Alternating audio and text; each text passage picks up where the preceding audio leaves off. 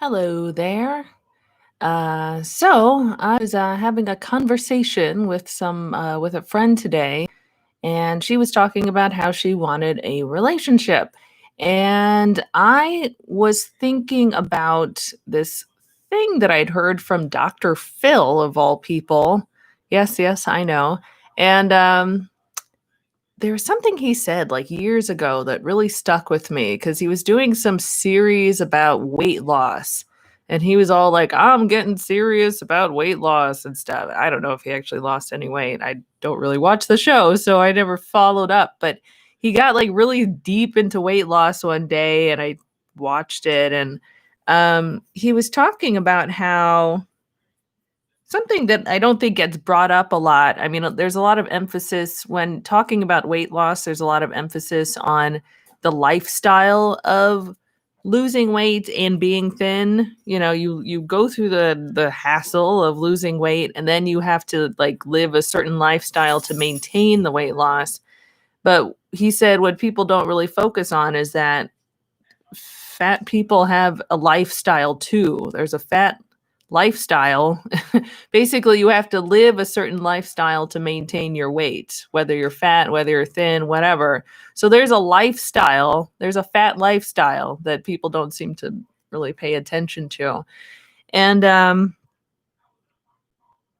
it's important to live, figure out what you want and live that lifestyle, but also acknowledge that the life you currently have, which I'm assuming, if you want to change things, the life you have isn't what you want.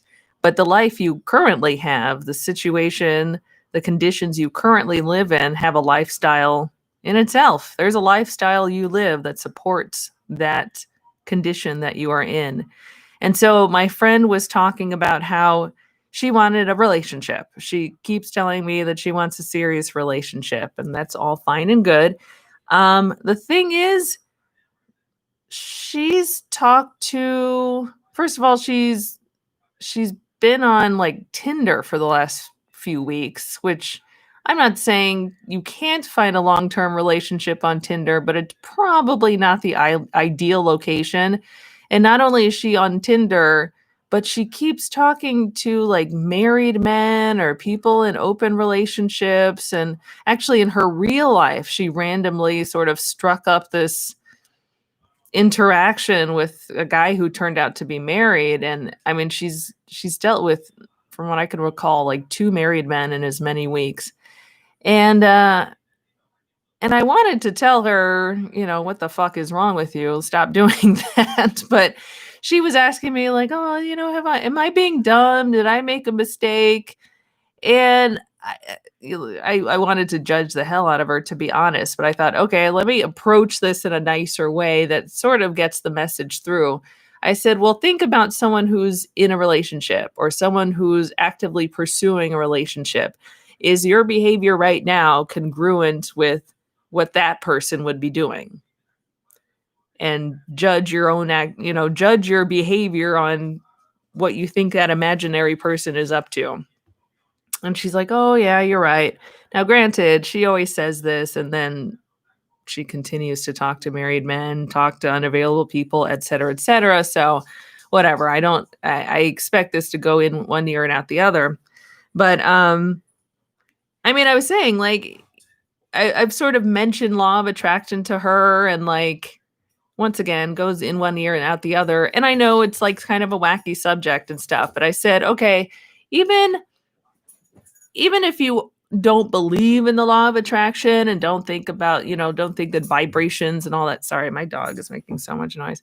Even if you're not into like vibrations or don't believe in vibrations and things having vibrations and stuff, which I totally understand if people don't believe that, because I don't half the time. But even if you're not believing in the sort of woo kind of part of it, the idea of taking on the lifestyle of somebody who has the things that you want, I think that's a good start. At least it sort of clears the way for the things you want to get to you, So it just seems like basic common sense. So if the thing you want is a serious relationship, act like someone who wants a serious relationship and don't constantly end up talking to unavailable people. I don't know, that just seems to make sense to me. And in fact, we were talking about another friend of mine, and this sounds I sounds terrible that we were talking shit. I mean, not really, but we were saying I was saying some uncomfortable truths about this person's behavior, and basically he's another person who wants a serious relationship, but he doesn't really act like someone who wants a serious relationship. Because I mean, I really think deep down inside, he's looking for his true love and stuff. But the thing is, he keeps interacting, either he doesn't interact with people at all, or he meets, he like exclusively deals with married or partnered men that he meets online. And obviously those situations don't really work out. The men kind of deal with him for a little while their, husbands are in Westchester or whatever, and they're in the city. And then, it's time for them to go back to Westchester at some point. And obviously he's hurt and he feels used and stuff. And in fact, there was this one guy he was talking to who was bi, who had a wife, and he seemed to have it in his mind that, this guy was, so he had his wife and he also had a bunch of like male sex partners that he had in the city. And so he would, I mean, and this is during the pandemic, he would be, going between his wife and his, fuck buddies in the city. And then my friend would be, clinging to his leg, saying, love me and stuff. And so they didn't, I guess once the pandemic started, they kind of stopped hooking up. So the guy would like my friend would go on walks with the guy, and the guy would literally be like walking to his fuck buddy's house. Really messed up stuff. And then my friend's trying to concoct this narrative that, oh, well, the guy's really in love with me and blah, blah, blah. He doesn't want his wife. He doesn't want all these other guys. It's me he wants. Meanwhile, the married guy told him, like, I need space. You're getting weird. Anyway, it didn't work out. And that sort of seems to be representative of a lot of his interactions. And I said to my friend, it's like he wants cake. And also the thing about this friend is he really wants a relationship, but he's so critical about everyone else's relationship. And I mean, I guess it's easier to criticize other people's relationships than to have your own, as it is easier to criticize anything rather than do it yourself. So I'll get text messages in the middle of the night of pictures of couples that he was Instagram stalking and stuff. And it's like he obsesses over people's relationships and talks shit about all of them, hates all of their relationships, has nothing good to say about anyone's relationship. No one's relationship can meet his standards, which is probably one of the reasons why he can't find a relationship, because he has these weird, impossible standards. But also, I mean, he's not, and what I said to my friend was, it's like he wants cake. He really wants cake. So he's going to make cake, or he's going to try to make cake. So he goes to the store and he buys all the ingredients for fettuccine Alfredo and goes to the kitchen, tries to make cake, and somehow can't do it because he's got all the wrong ingredients. So he's got no cake, didn't get the right ingredients for cake, and then is mad at everyone else for having cake or mad at everyone else who has cake.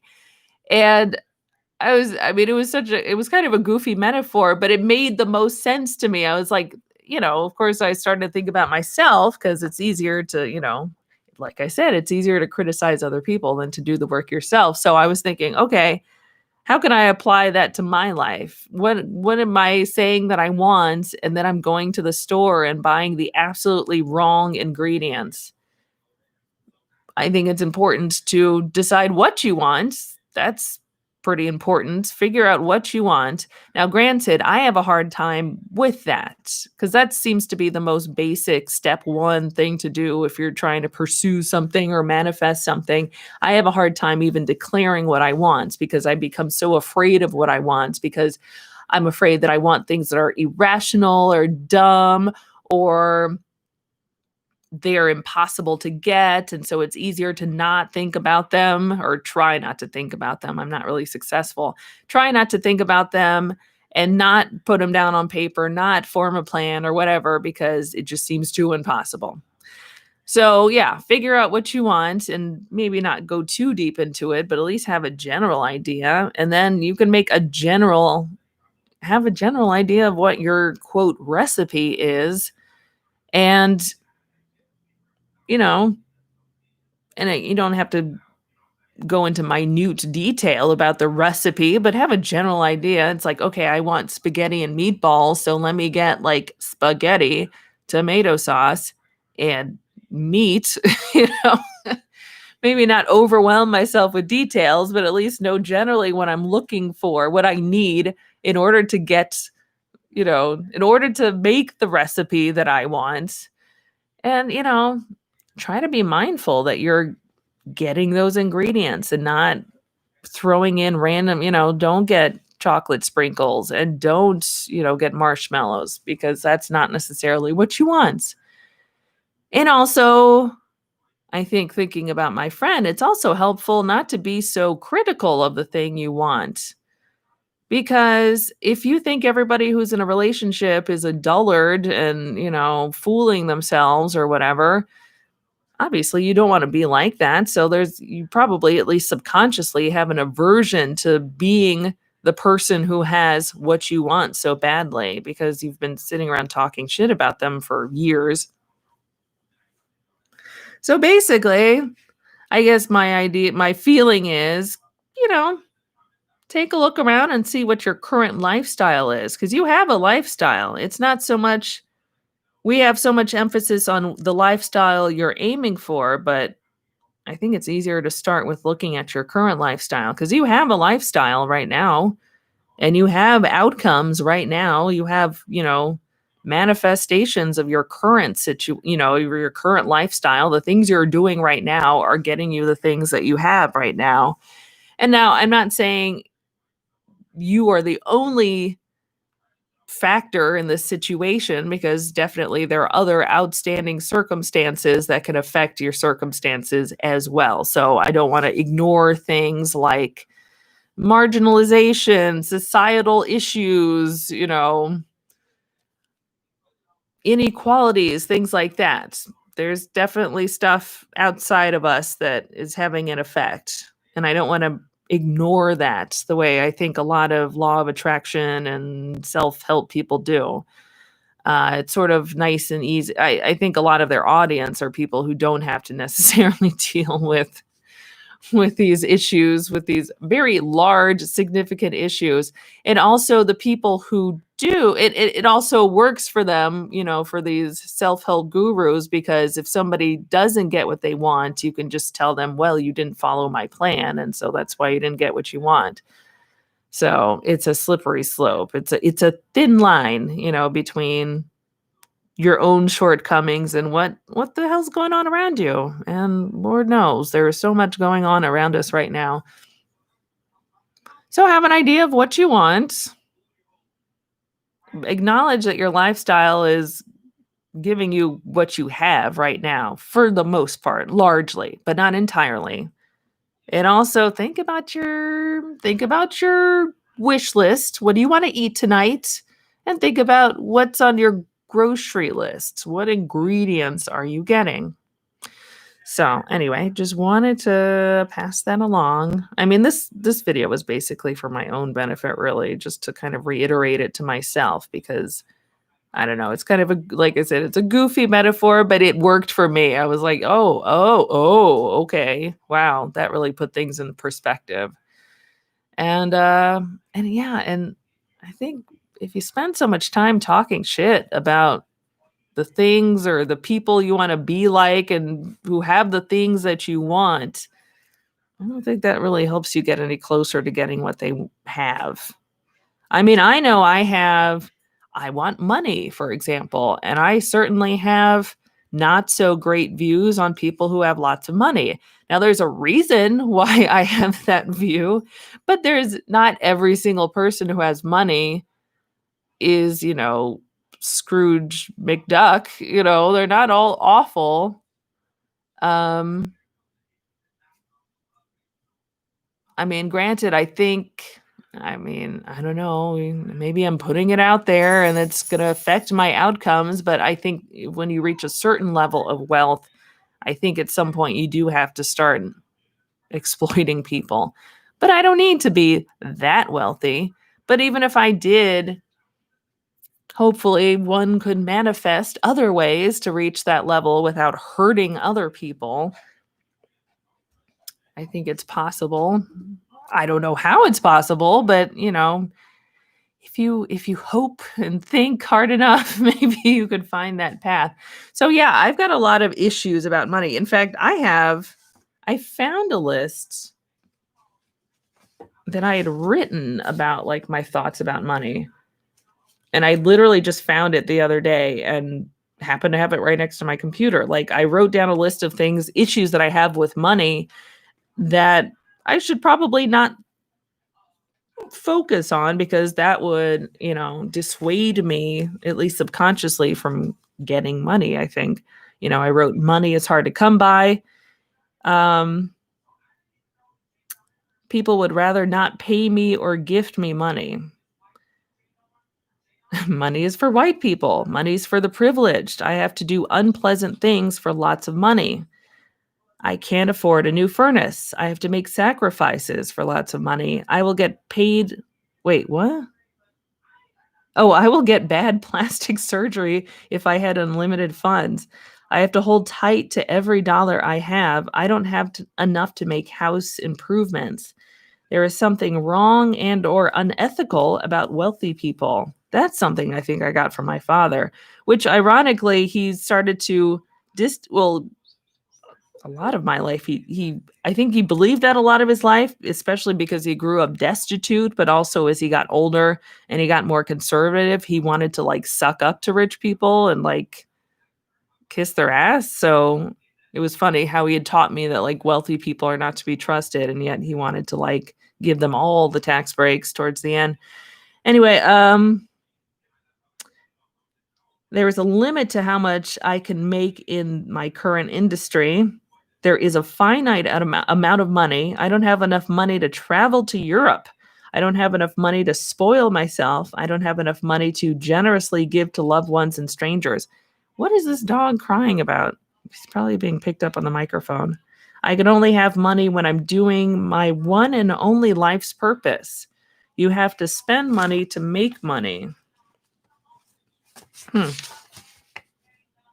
guess that's all I wrote. But yeah, I mean, I feel like there's a lot more, but I mean, I don't have the greatest view of people with money or money itself or having money or whatever, and yet I love it so much. And I mean, why would I want to be unethical and have bad plastic surgery and be miserly and stuff like that? I mean, there's got to be a part of me that, wants self-preservation and would try to avoid that situation. So I think with my friend, there's a part of him that doesn't want to be those people who have relationships, and he probably self-sabotages and yet claims that's the thing he wants. And my other friend, she claims the same. And then it's just a string of unavailable and or married men. So, and I'm sure, yeah, they've got some definite issues that would push them in those unpleasant situations. So it's not just a matter, I think some therapy is needed here. But for starters, get it, fake it till you make it. Get an idea of what the people, you're aspiring to are doing. And at the same time, notice your own current lifestyle. Anyway, you have a lovely night. Good night.